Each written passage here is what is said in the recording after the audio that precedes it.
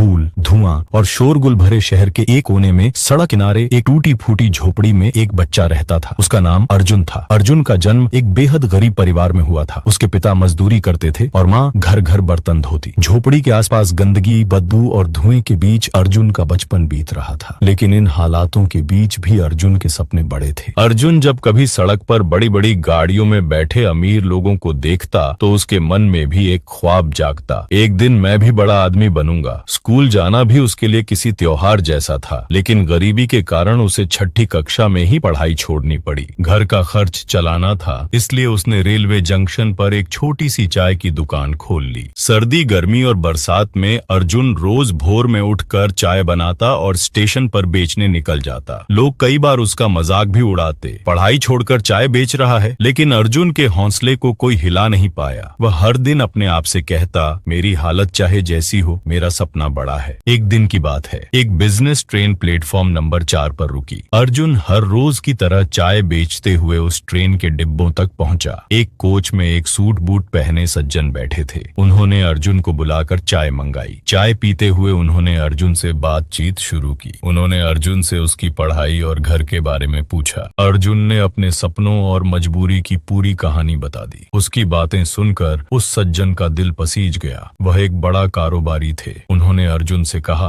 तुम्हारी मेहनत और सपना देखकर मैं बहुत प्रभावित हुआ हूँ। अगर तुम चाहो तो मैं तुम्हें अपने साथ काम करने का मौका दे सकता हूँ। अर्जुन ने बिना एक पल गंवाए हामी भर दी। अगले ही दिन वह उस कारोबारी के शहर चला गया। वहाँ अर्जुन ने उनके ढाबे में चाय और नाश्ते का काम शुरू कर दिया। अर्जुन ने मेहनत, ईमानदारी और सीखने की लगन से काम किया। दिन रात जुटकर उसने वहाँ जल्दी ही सबका दिल जीत लिया। कुछ सालों बाद वह कारोबारी अर्जुन से इतना खुश हुआ कि उसने अर्जुन को अपना साझेदार बना लिया। अर्जुन ने भी अपनी जमा पूंजी जोड़कर खुद का एक छोटा ढाबा खोल लिया। पहले दिन से ही उसने स्वाद, सफाई और सस्ते दाम का ख्याल रखा। ग्राहकों से मीठे बोल और सेवा का ऐसा असर हुआ कि उसका ढाबा कुछ ही महीनों में मशहूर हो गया। धीरे धीरे अर्जुन ने शहर में कई ढाबे खोल लिए। फिर उसने अर्जुन टी स्टॉल नाम से अपना ब्रांड शुरू किया। सोशल मीडिया पर अपने ब्रांड की कहानी और संघर्ष की यात्रा शेयर करने लगा। लोग उसकी कहानी जानकर उसकी दुकान पर आने लगे। एक दिन एक न्यूज चैनल ने उसकी कहानी दिखाई और देखते ही देखते अर्जुन पूरे देश में प्रसिद्ध हो गया।